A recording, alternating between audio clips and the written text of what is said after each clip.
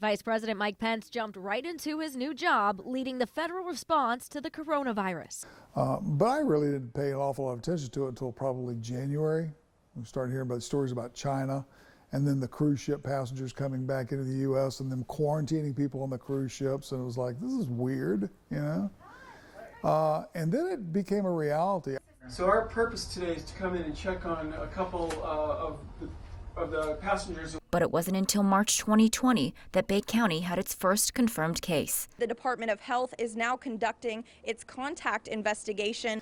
Everybody's on pins and needles. We were all waiting to see who's going to be first, what county's going to be first. Then it was kind of like, gee, I wonder who's going to get it first in the building. It was me. Since then, it's dominated the news cycle, with our staff bringing you coverage from the front lines. But as it began to spread, uncertainty about the disease led to widespread panic, supply shortages, and statewide shutdowns. I had my own little part of the house that I lived in, and then the wife had the rest of the house, and I wasn't allowed in the kitchen or anywhere for, I think, 8 days. It's a positive on Wednesday. Started feeling rough last Tuesday. Information about the pandemic developed slowly. I was probably really sick for about 3 or 4 days, and then things started to get better from there. And I thought, well, what if I'm in that category that's, you know, at risk badly? I was in the category. What if it happens to me? What if I start having respiratory issues? What if I have to go to the hospital? What if I don't come out of this? And while honest reporting remains News 13's key objective, it doesn't come without its personal challenges. I'm the one telling the story with the emotions of somebody who lost a loved one, and it takes a toll on you mentally. And like I said earlier, I'm lucky to have a good support system to keep me okay.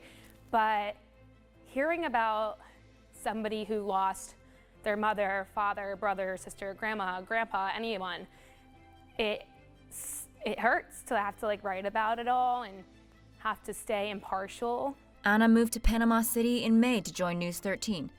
While many small businesses were struggling due to the pandemic, she said she felt fortunate to be able to find a job post-graduation. She added that it was a tricky time to enter the job market. It's very important in this job to get to know places and get to know the people, but having a pandemic, you can't really do that. And it's definitely changed everything about working in news. And we learned all about Zoom technology. We're doing Zoom meetings with everybody every morning. So what are you covering? What are you covering? Like many 2020 college graduates nationwide, some of our reporters had their senior years stolen from them. That's really why I wanted to walk across the stage, was for them, to show that I was able to do this for my family, not just for me. And it wasn't just college students that suffered. I miss you. High schools, middle schools, and elementary schools also shut down in March. My son is in first grade, so he literally started his journey in school the year that Hurricane Michael hit. And then last year he was in kindergarten and he got sent home. So his entire journey through school has not been normal. The school systems worked to come up with comprehensive plans to safely continue educating our children. But despite the district's efforts, the pandemic eventually led to outbreaks in schools and lower grades. 43% of those students are failing.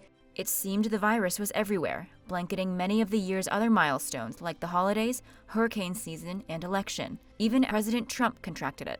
The president sent out a tweet late last night confirming the news. As testing increased, positivity rates fluctuated, and COVID fatigue set in.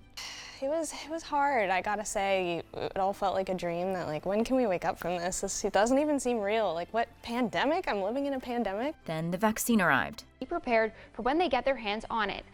I think that we're all very excited about a vaccine because, we want this to go away, but I think that there's a lot of fears about the vaccine. I think the vaccine's already changed our current situation, or changed our attitudes. I think everybody's like, oh, the vaccine's here now, we can relax, and that's not the case. As we continue bringing you coverage on its progress, we can only wait to see what happens and remain in Bay County, News 13, Panhandle, strong.